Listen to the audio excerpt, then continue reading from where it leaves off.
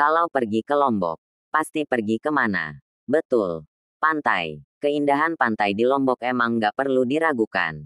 Tapi, selain wisata pantai, Lombok juga punya wisata horor.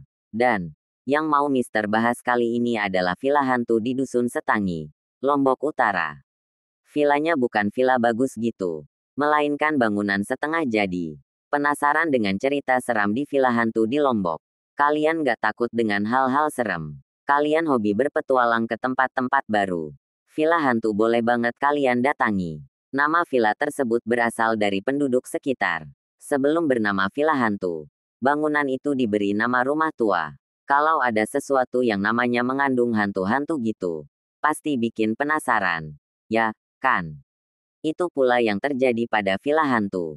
Banyak orang penasaran seperti apa villa itu dan jadilah villa hantu ramai dikunjungi wisatawan. Saking ramainya, warga sekitar dapat rejeki nomplok dari penyediaan jasa parkir. Meskipun disebut villa, villa hantu sebenarnya bukan villa. Jangan bayangkan kalian melihat villa lengkap dengan kamar-kamarnya. Villa hantu jauh dari itu. Karena villa tersebut merupakan bangunan mangkrak. Pembangunan villa hantu nggak dilanjutkan dan dari situlah muncul desas-desus cerita seram.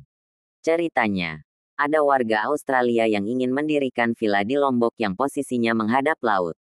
Pilihan lokasinya jatuh ke area di sekitar pantai Setangi. Sayang, di tengah proses pembangunan villa, si bule Australia ini meninggal. Semenjak itu, kepemilikan villa menjadi nggak jelas. Pembangunannya pun terpaksa diberhentikan. Villa itulah yang kemudian dikenal sebagai villa hantu. Ada pula yang mengatakan, pembangunan villa hantu diberhentikan karena di dalamnya ada penunggunya.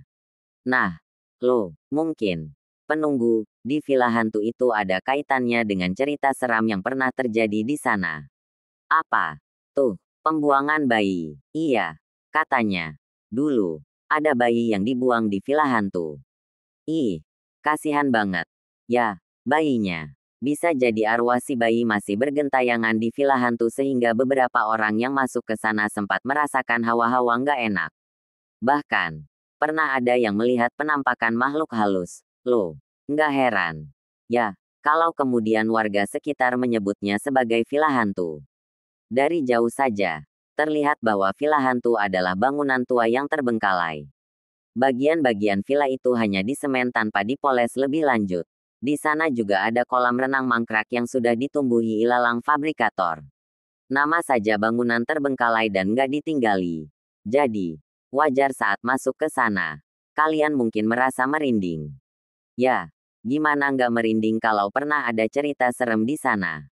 Buat yang nggak kuat hati, mending nggak usah kemari. Villa hantu terdiri dari 3 lantai dan di lantai paling atas, kalian bisa menikmati pemandangan laut lepas yang cantik banget dari pantai Setangi. Ini, nih, yang dicari wisatawan yang berkunjung ke villa hantu.